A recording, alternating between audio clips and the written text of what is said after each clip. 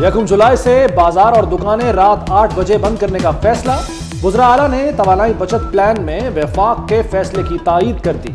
Green energy منصوبے پر عمل درآمد ہوگا، پرانے بلب کی جگہ LED لائٹس لگیں گی۔ امپورٹڈ فیول کا بل بھی نیچے لایا جائے گا۔ سالانہ 28 کروڑ 20 لاکھ ڈالر کی بچت ہوگی۔ وزیر منصوبہ بندی احسن اقبال کہتے ہیں ای پاکستان کے ذریعے ڈیجیٹل انقلاب لائیں گے۔ فلڈ پروٹیکشن منصوبہ بھی شروع ہوگا۔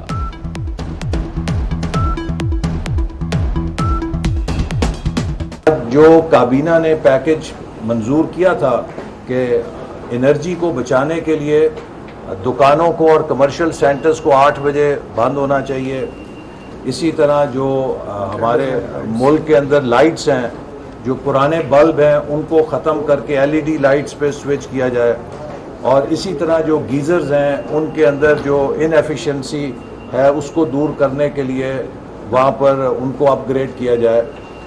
یہ وہ ایسے اقدامات ہیں کہ جس سے ہم سالانہ $1 ارب کی بچت کر سکتے ہیں۔ بجٹ میں ریلیف کے لیے وزیر اعظم شہباز شریف کے میراتھن اجلاس۔ بجٹ میں 1300 ارب روپے کی سبسڈیز دی جائیں گی۔ پیٹرول، بجلی اور گیس کے لیے 975 ارب روپے مختص۔ وفاقی ترقیاتی بجٹ 700 سے بڑھا کر 950 ارب کرنے کی منظوری۔ IT برآمدات بڑھانے کے لیے فکسڈ ٹیکس رجیم لانے کا فیصلہ۔ وزیر اعظم نے IT شعبے میں برآمدات کو 4 ارب 50 کروڑ ڈالر تک بڑھانے کا ہدف دے دیا۔ 1 لاکھ نوجوانوں میں مفت لیپ ٹاپ تقسیم کیے جائیں گے۔ حکومت کسانوں کو کھاد پر براہ راست سبسڈی دے گی۔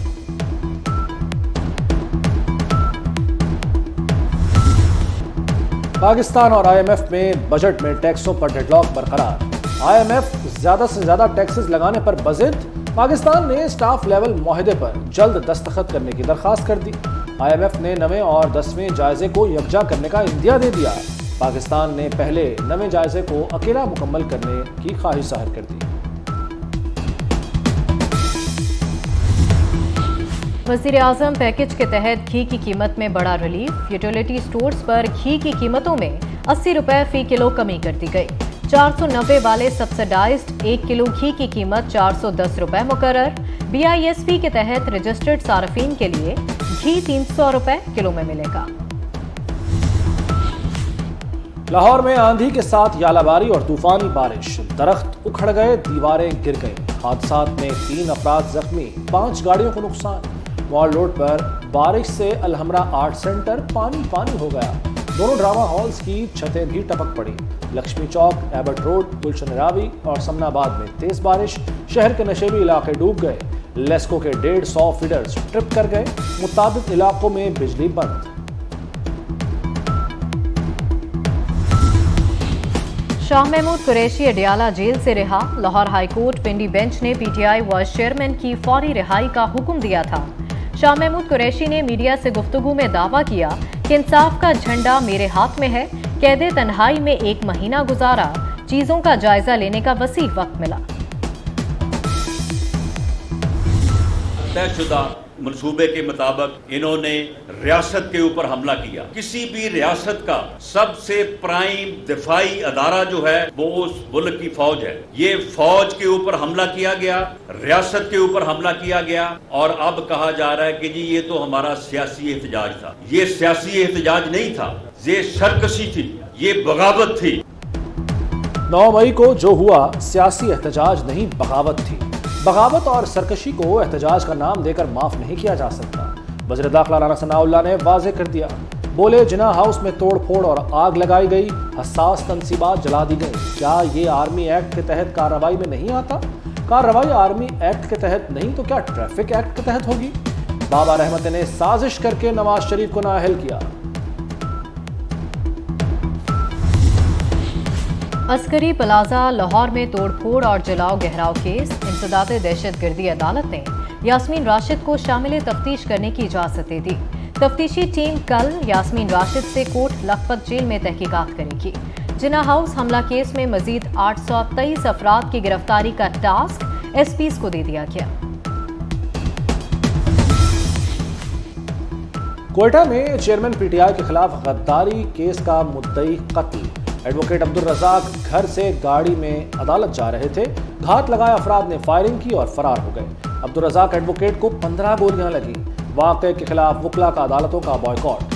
وزیر اعظم کے معاون خصوصی عطاء اللہ تارڑ نے پی ٹی آئی سربراہ کو واقعے کا ذمہ دار قرار دے دیا۔ یہ ایک وکیل کا شفاقانہ قتل ہے، یہ انصاف کا قتل ہے کہ اب وکیلوں کی اگر ٹارگٹ کلنگ آپ نے شروع کر دی اور صرف اس وجہ سے کر دی کہ وہ آپ کے خلاف سنگین غداری کے مقدمے میں اپنا کردار ادا کر رہے تھے۔ عمران احمد نیازی صاحب کے خلاف جو قتل کا مقدمہ درج ہوگا مکمل تفتیش ہوگی، ان کی ٹارگٹ کلنگ کے ذمہ دار عمران احمد نیازی صاحب ہیں۔ ایک وکیل کو اتنے بھونڈے طریقے سے اتنی صفاقی سے قتل کر دینا، شہید کر دینا۔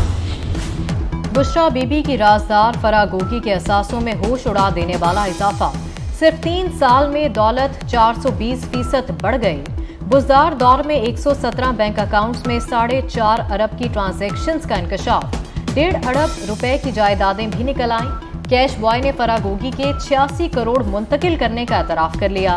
ایمنسٹی اسکیم سے فائدہ اٹھا کر 50 کروڑ کا کالا دھن سفید کرایا گیا۔ فرح گوگی کے نام 22 گاڑیاں بھی رجسٹرڈ۔ نیب نے ملزم میاں بی بی کو 8 جون کو طلب کر لیا۔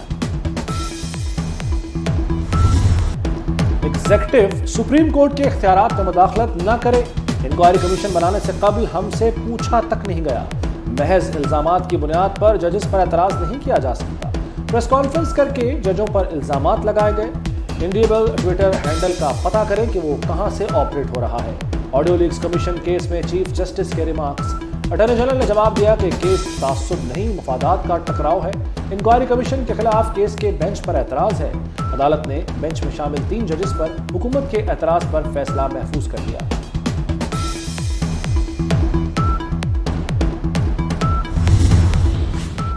وزیر اعلیٰ پنجاب محسن نقوی کا حادثات میں مفلوج افراد کے علاج معالجے کے لیے انقلابی قدم، لاہور سمیت پنجاب بھر کے لیے پیراپلیجک سروس کا آغاز۔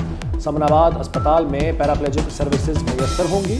ٹراما اسپائنل کارڈ سرجری کے لیے پہلی مرتبہ پنجاب میں 5 سینٹرز قائم کیے جائیں گے۔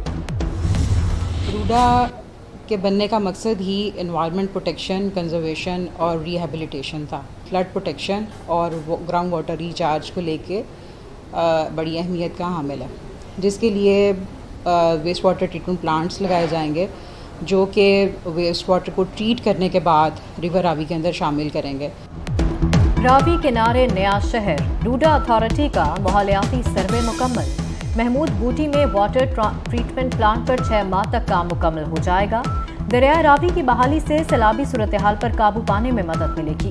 ڈائریکٹر انوائرمنٹ کے مطابق شہر کے زیر زمین پانی کی سطح کو بھی اوپر لایا جا سکے گا۔ نئی تاریخ رقم ہو گئی، 130 سال میں پہلی بار کوئی برطانوی شہزادہ عدالت میں پیش۔ برطانوی شہزادہ ہیری لندن ہائی کورٹ میں بطور گواہ پیش ہوئے۔ شہزادہ ہیری نے برطانوی میڈیا گروپ کے خلاف مقدمہ کیا تھا۔